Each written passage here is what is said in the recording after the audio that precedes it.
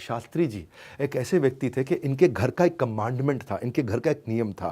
मैं उसकी कहानी सुनाता हूँ आपको। अनिल जो इनका बेटा सेंट स्टीफेंस कॉलेज में एडमिशन के लिए गया। अब वो स्कूल से पास आउट हो चुका था, Saint Stephen's College North Campus में एडमिशन के लिए वहाँ पहुँचा। वो बहुत लंबी लाइन लगी हुई थी, इतनी लंबी लाइन थी, धूप का समय था क्योंकि गर्मियों का सीजन होता है उस समय, जून के महीने में एडमिशन चल रहा था। तो अनिल शास्त्री लाइन के अंदर लगे लगे लगे लगे धूप के अंदर चक्कर खा के नीचे गिर गए। चक्कर खा के नीचे गिरे तो लोग आए इधर उधर, उसको उठाया, पानी वानी छिड़का, तो किसी ने उसको लिम्का पिला दी और कोई इसको ले गया वहाँ पे जो है अपना पास में डॉक्टर के यहाँ। अच्छा, डॉक्टर ने उनका इलाज विलाज किया, थोड़ा उनको ठीक हुए तो उनसे पूछा पिता का नाम बताओ, अपना नाम बताओ। बोले मेरा नाम अनिल शास्त्री। बोले पिता का नाम बताओ। अब पिता का नाम बताओ तो ये अपनी माँ का नाम बताने लगे। बोले नहीं नहीं, माँ का नाम ठीक है था, मुझे पिता का नाम बताओ। वो फिर माँ का नाम बताने लगे। बोले माँ का नाम ठीक है, हमारे यहाँ नियम है, पिता को हम हैंड ओवर करेंगे आपको, तो अपने पिता का नाम बताओ। तो ये बोले पिता का नाम है लाल बहादुर शास्त्री। तो डॉक्टर हंसने लगा। अब तुम बोलोगे कि वो प्राइम मिनिस्टर हैं, तो ये बोला कि हाँ जी वो प्राइम मिनिस्टर है। तो डॉक्टर फिर हंसने लगा और थोड़ी देर में किसी ने इन्फॉर्मेशन दे दी थी, तो इनके पिता वहाँ पहुँच गए। वो डॉक्टर बहुत हैरान हुआ देख करके कि प्रधानमंत्री का बेटा इतना देर से लाइन में लगा हुआ। तो डॉक्टर ने पूछ लिया कि आपका बेटा आपका नाम क्यों नहीं बता रहा था। तो उस समय लाल बहादुर शास्त्री बोले कि हमारे घर में एक नियम है कि no one is allowed to take my name anywhere, इससे ये ग्राउंडेड रहेगा जिंदगी भर। और वहीं लाल बहादुर शास्त्री ने बोला अगर आपने इस पर जोर नहीं डाला होता ना तो ये मेरा नाम आपको कभी बताता भी नहीं। और नाम ना बताने की कहानी सेंट स्टीफन से पास आउट होने के बाद, क्योंकि मैं पूरे परिवार को साथ ले रहा हूँ, अनिल शास्त्री का भी देखा अपने स्कूल से, फिर वो कॉलेज से, फिर अब उनकी नौकरी लग गई। अनिल शास्त्री एक प्राइवेट कंपनी के अंदर नौकरी किया करते थे। अच्छा, क्या वो किसी को नहीं पता कि लाल बहादुर शास्त्री प्रधानमंत्री के बेटे, लेकिन अनिल शास्त्री की कंपनी में एक दिन उनके मैनेजर ने जाके कंपनी के ओनर को बता दिया, अरे प्रधानमंत्री का बेटा है ये, हमारे यहां नौकरी करता अनिल शास्त्री।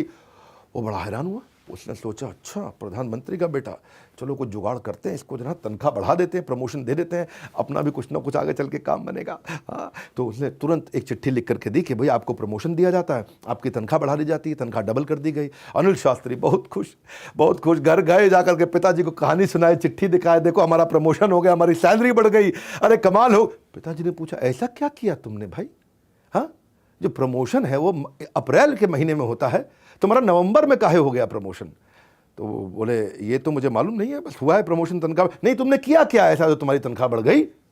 शास्त्री जी ने पूछा बेटे से। बेटा बोला कुछ तो देखा होगा ना मुझ में इसलिए दिया। शास्त्री जी बोले कोई बात नहीं।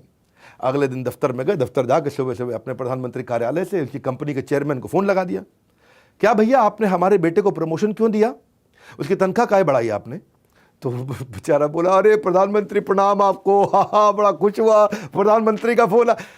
बोले आपका बेटा है तो काबिल तो होगा ही ना। नहीं नहीं नहीं, काबिल है कि मेरा बेटा है? नहीं नहीं दोनों है। नहीं नहीं, काबिल है कि मेरा बेटा है? नहीं, काबिल तो है ये, जैसे ही पता चला आपका बेटा, मैं तनख्वाह बढ़ा दी। बोले शट अप, अभी उसकी तनख्वाह आधी करो और अभी उसका डिमोशन करो, वापस डालो उसको, नहीं तो मैं तुम्हारे खिलाफ कार्रवाई कर दूंगा। हाँ, वो बेचारा आदमी घबरा गया और फटाफट से अनिल शास्त्री बेचारा उदास बहुत हुए कि यार मेरा अभी प्रमोशन हुआ, मुझको नीचे गिरा दिया। ऐसे थे लाल बहादुर शास्त्री जी। बोले overturn your decision with immediate effect, ऐसा करके इंस्ट्रक्शन दिया उन्होंने उनको as a prime minister. Russia ने इनको इन्वाइट किया एक दफा, ये रशिया गए, वहां पे ऑफिशियल टूर पे। इनकी धर्मपत्नी बोली मुझको भी जाना है, तो बोले प्रधानमंत्री को बुलाया, प्रधानमंत्री की धर्मपत्नी को नहीं बुलाया। बोले लेकिन मेरे भी इच्छा है। ठीक है, इन्होंने अपने पर्सनल तनख्वाह से पैसे निकाले, उसकी टिकट कटाई अपनी पत्नी की, उनको ले गए रशिया। और रशिया जब गए वहां पे तो उन्होंने इनके स्वागत में खूब रंगारंग कार्यक्रम रखे। वहां रशियन ऑफिशियल ने एक बैले डांस ऑर्गेनाइज किया, वहां बोल्शोई नाम का थिएटर होता है कैसा, वहां पे बैले डांस बहुत अच्छा चल रहा। अच्छा, अंधेरा हो जाता पूरे हॉल के अंदर और वहां पे बैले डांस आप समझ रहे हैं वो चल रहा होता है, और बैले डांस चल रहा, अंधेरा हो, जैसे ही बत्ती जली तो देखा शास्त्री जी वहां है नहीं, उनकी कुर्सी खाली। तो इनकी सिक्योरिटी में हड़कंप मच गया, सारे उधर भाग के देखने लगे और बाहर गए, ढूंढा शास्त्री जी, देखा पार्क में जाके बेंच पे अपना बैठ के डायरी पे कुछ लिख रहे। पत्नी आई, सिक्योरिटी आई, पूछे क्या कर रहे हैं? तो शास्त्री जी बोले कि भाई देखो मेरे को सिंपल सी बात है, नृत्यांगना जो वहाँ थी उनकी टांगे नंगी थी, उन्होंने पूरे कपड़े पहने नहीं थे, मनोरंजन की दृष्टि से उन्हें देखना ये मेरा और मेरी धर्म पत्नी का और उन सारी स्त्रियों का घोर अपमान होगा, और अपनी धर्म पत्नी जो मेरे साथ बैठी है उसका कितना बड़ा अपमान होगा।